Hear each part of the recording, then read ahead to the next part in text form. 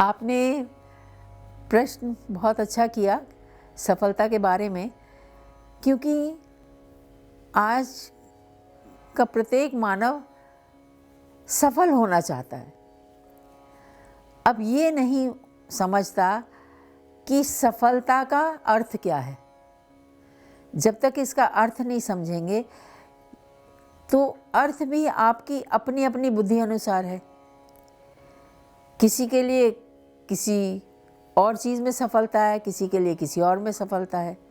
तो सफलता के मापदंड व्यक्तिगत हैं, मगर विशेषकर सफलता का अर्थ है जिसमें आप पूर्णतः संतुष्ट हों, आपको आनंद आए और आपको लगे आपने मानव जीवन सार्थक किया है। तो यदि आपको धन में लगता है कि आप अपना जीवन सार्थक कर पाएंगे, तो उसका थोड़ा चिंतन मनन करें कि धन पाने के बाद भी, जैसे कहते हैं ना, धन बिस्तर खरीद लेगा नींद नहीं, भोजन खरीद लेगा भूख नहीं। तो धन से तो ये अब कुछ कहने की बात ही नहीं है। सब जानते हैं धन से आप सब कुछ नहीं पा सकते। पा सकते हैं तो केवल अंदर की संतुष्टि से, अंदर के एक विस्तार से और अंदर के एक पूर्ण आनंद से। तो जीवन सफल उसी का है जो धन भी लेके, सब सुख साधन भी लेके अपने में पूर्णतया संतुष्टि और आनंद अनुभव करे। तो इसके लिए हमको जीवन में जो कुछ भी करें वो पूर्ण आनंद से करें, चाहे वो आपके मन का है या नहीं है, पर उसी में ढूंढ लें आनंद अपना। उसको पूजा की तरह करें और उसको अपने पूरी क्षमताओं से करें, मनोयोग से करें। तो उसमें एक तो आपको स्ट्रेन नहीं होगा, थकान नहीं होगी। दूसरा, आपको लगेगा कि आप उसमें ही उन्नति कर रहे हैं, तरक्की कर रहे हैं। तो ये एक बड़ी भारी मूलभूत भावना है कि आप आगे बढ़ रहे हैं। तो ये सफलता है आपकी कि आप ये सोच पा रहे हैं, आप समझ पा रहे हैं कि आप पूरी क्षमता से कर पा रहे हैं और आगे बढ़ने का भी आपके अंदर भाव है। ये सफलता है। ये सफलता आपके साथ चले तो ऐसा हो नहीं सकता कि जो कर्म आप कर रहे हैं उसमें आपको संतुष्टि की अनुभूति ना हो। प्रणाम का मुख्य उद्देश्य क्या है कि ये आपको रास्ते पर चलना बताता है कि कोई भी रास्ता आप अपनाओ, व्यक्तिगत विशेषता अनुसार, व्यक्तिगत आपकी जो रुचि है अनुसार, उस पे चलने का आनंद आप लीजिए। उस पे चलने का आनंद लीजिए तो जो रास्ता वो जहाँ जाएगा वहाँ भी आपको आनंद ही मिलेगा और आप सफल हो पाएंगे। अब मैं आती हूँ दूसरी बात पर।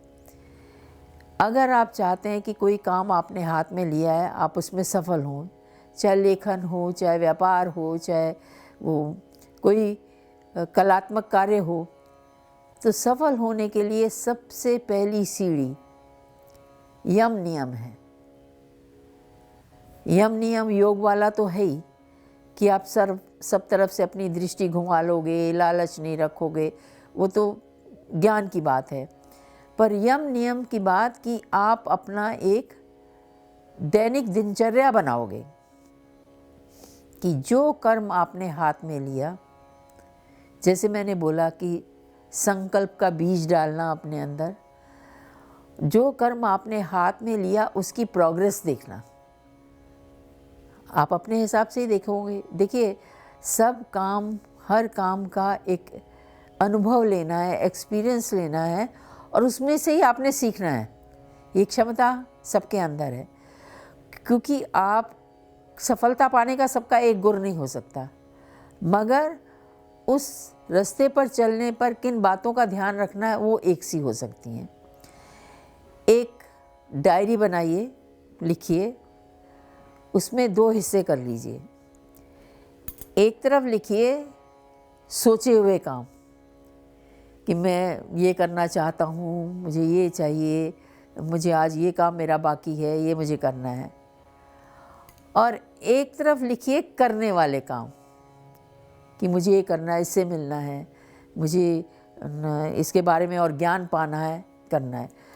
तो देखिए, सोचे हुए कामों में भी आप सोचोगे कि किन कामों को आप क्रियात्मक रूप दे पाए। अब ये बड़ी गहन बात मैं बता रही हूँ। जिन चीज़ों को हम क्रियात्मक रूप नहीं दे पाते, वो हमारे दिवा स्वप्न बन जाते हैं। बचपन में बड़ी कहानियाँ हमने पढ़ी हैं कि मैं किसी को किसी का दूध का मटका मिल गया, सोचा था, उसने लटका दिया अपने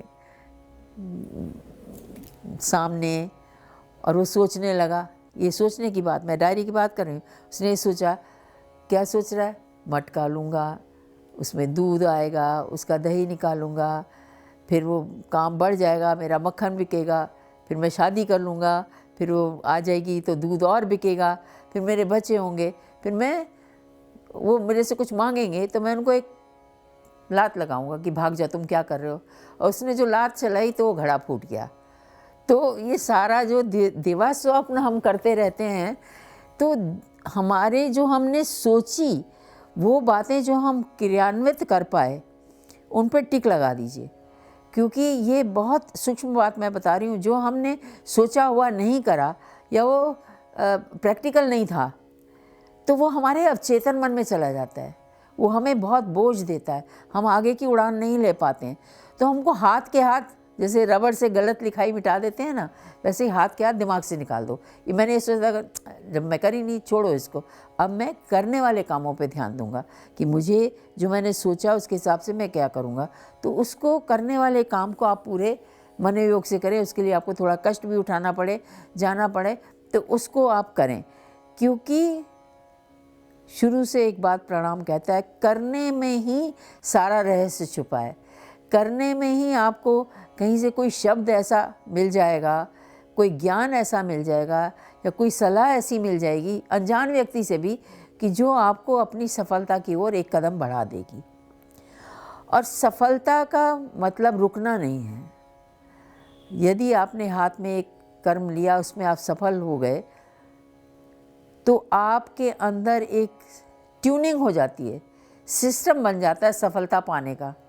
जैसे आपने देखा होगा, बड़े बड़े उद्योगपति, उनको एक ट्यूनिंग उनके अंदर बैठ जाती, कैसे, तो तरह तरह के व्यापार लिए जाते हैं और बढ़ते जाते हैं, आगे करते जाते हैं।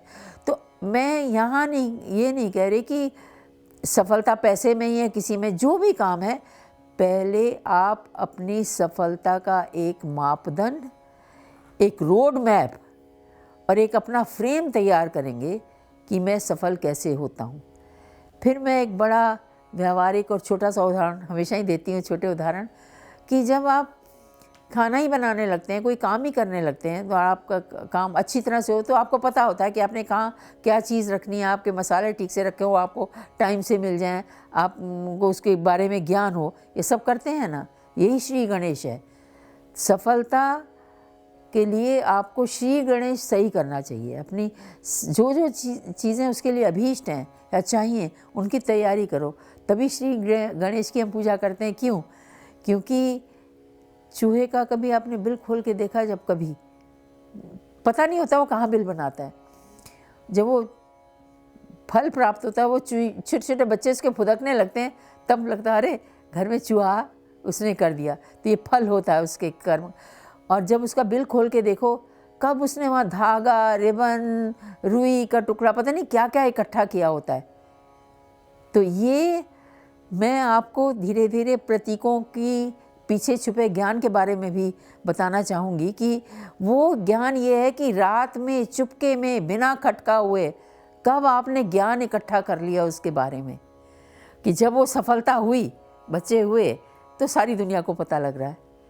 तो ये ज्ञान का नियम, मुझे जब हम बहुत बोलते हैं अपने किसी भी कार्य के बारे में, तो डाइल्यूट हो जाता है, उसका बिखर जाता है कि ये करेंगे, ऐसा करेंगे तो ऐसा ना, और बहुत डिस्कशन करते हैं तो डाइल्यूट हो जाता है। आप शांत होके कहीं से भी, आजकल तो कंप्यूटर भी इतना काम आता है, ज्ञान इकट्ठा करिए उसके बारे में पूरा। कि उसमें कोई अड़चन आएगी तो कैसे करना है मुझे। अपनी क्षमताओं को बढ़ाइए, अपने निश्चय पर दृढ़ रहें कि मुझे यही करना है।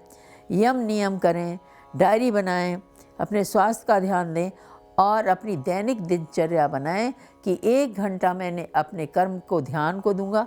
ध्यान का मतलब मैं हमेशा आप लोगों को समझाता था, समाधि वाला नहीं, उस पर ध्यान लगाऊंगा कि मुझे अंदर से निर्देश और संदेश मिलते जाएं, उसके लिए मुझे और आगे क्या करना है। तो और ये मान के चलना कि जो भी मेरे अंदर उठा है और जिसको भी मैं पूरे मनोयोग से करूँगा, समझ से करूँगा, किसी पे भरोसा करके नहीं, मिल जाए तो ठीक है, नहीं तो मैं अपने ही दम पर इसको करके दिखाऊंगा। तो फिर जो भी मिलेगा वही सफलता है, वही आनंददायी है। प्रणाम।